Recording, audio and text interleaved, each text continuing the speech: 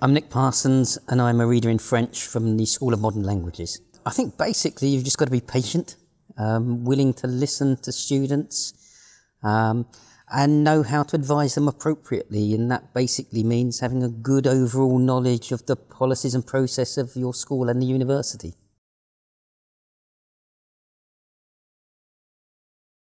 Well, in our school we have every year, in the first part of the second semester, we have an academic progress review. So there we look at all of the marks from across the first semester and any marks they've got into the second semester, as well as getting the students to fill out a form where they think about their own feedback that they've been getting on assessed and non-assessed work. And we discuss that with them as a whole, so that gives you a chance to look at what are the strengths and weaknesses of a student, and then to advise appropriately on how they can go addressing any shortcomings they've got. So that's one fairly formal way. Otherwise, informally, students can come in and they can talk to you about their work, and again, it's a case of looking through what advice have they been told by their module tutors and try to address that in a generic sense. If it's anything to do with a particular module where they're having difficulty, then the advice is go and talk to the module leader to see what they can do to address any problems that they've got. So those are two basic ways. I think the other thing that I'd always encourage students to do is, in modern languages, to do a lot of extracurricular work. And that means if they're reading for pleasure, try to read a French or a German book as opposed to an English novel or whatever. So you try to give them advice about how they can use their free time productively as well, so that they can actually learn by enjoying the language.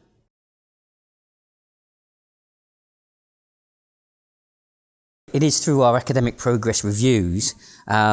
We do have embedded in all the modules, as I believe probably happens across the university anyway, but we have all the assessment criteria published on Learning Central. We do, in any case, in every module, talk them through those criteria. And so it's often a case, if a student is struggling and doesn't quite understand why they're getting the marks they're getting, it is a case sometimes of saying, okay, let's have a second pair of eyes to look over what you've done and try to benchmark that against the assessment criteria to see why the person who's marked your work has marked it in the way that they have, to try and, so it's a case of trying to get them to understand what the assessment criteria are there for and how they can use them to actually benchmark their own work. So it is a case of sometimes just sitting down and going through a piece of work with them, or getting several pieces of work and saying what are the commonalities in the feedback that you've been getting, and how do you address any common weaknesses that are appearing across the range of work that you've been doing.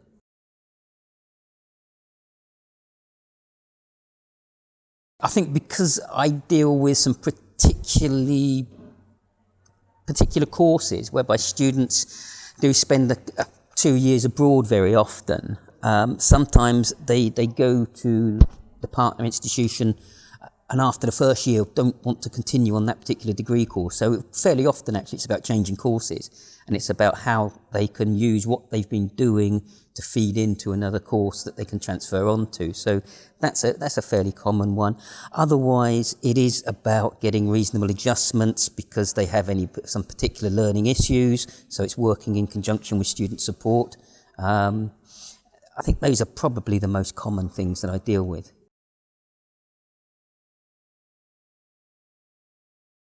Through academic progress review, try to get them to understand the areas in which they're struggling. I think often students get marks and they don't quite understand exactly why they're getting the marks they're getting. So it's to try to get them to understand where the weakness is and how they can actually go about it, or addressing those weaknesses.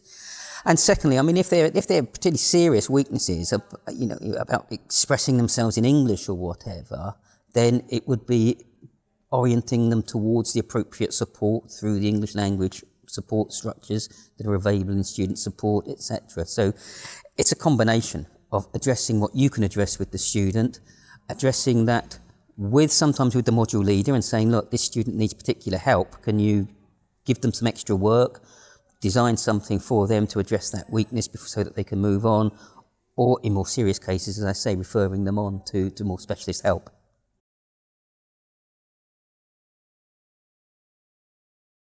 You've got to understand that students very often, they come to see you when they're in a position of difficulty, unfortunately, very often students leave it until difficulties are apparent and are becoming serious. So you've got to understand that you're dealing with students often who are quite stressed, whether it be because their academic performance is not as good as they would want it to be, or whether it's because there are other factors outside of their academic life that is impinging upon their ability to study. So I think you've got to just be patient, be willing to listen to the student and to take time to listen to them, and then also not to think you're going to resolve every problem for them.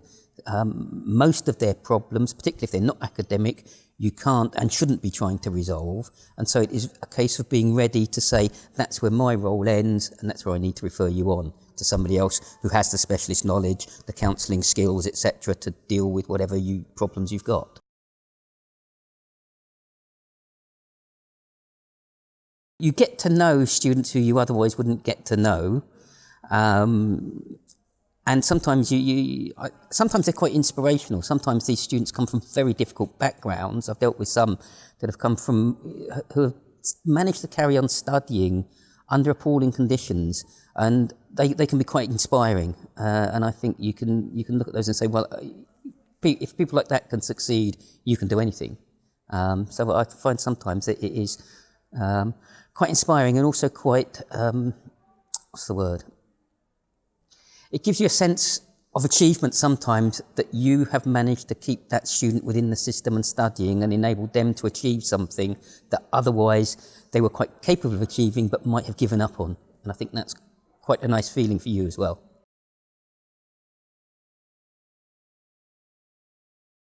We've got, I suppose, two categories of joint honours degree students. There are those that are doing their joint honours degree within our school, so 2 languages, and there we would have one personal tutor covering both languages because it's within our school.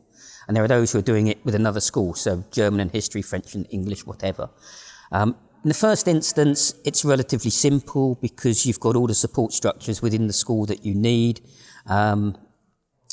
With those who are doing a joint with another school, it's a bit more difficult, and it really is just a case of liaising with your fellow personal tutor in the other school. Most of our students, it should be said, that I deal with are doing probably law and languages degrees, and the integration there is pretty good, and that we speak to regularly student support in law, regularly to talk to the fellow personal tutors in law. So I think it's a case of knowing who your counterpart is and actually speaking to them by telephone, by email, however, but just keeping some channel of communication open about the students.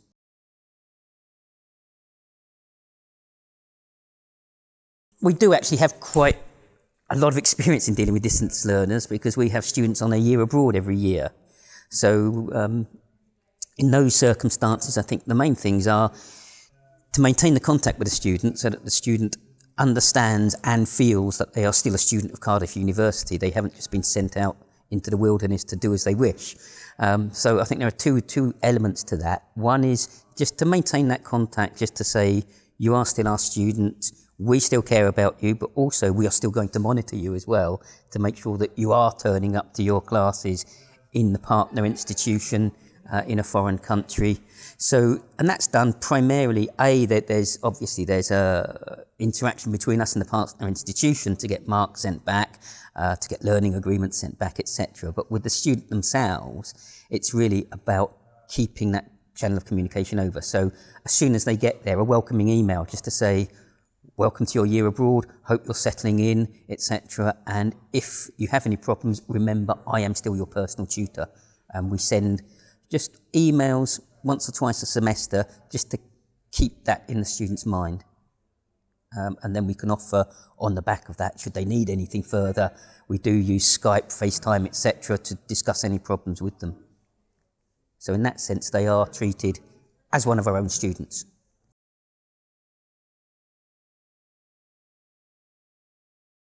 Sometimes people see it as a bit of a burden because it's not directly related to what they teach and research in, but I think it's a absolutely vital thing that we do, to try and ensure that students have, one, the best experience they can possibly have in Cardiff, but also that they can actually study and achieve their full potential. Sometimes there are problems that you get to understand with students, and as I say, although it's not your job to resolve them, you can help them navigate their way through finding the help that they need.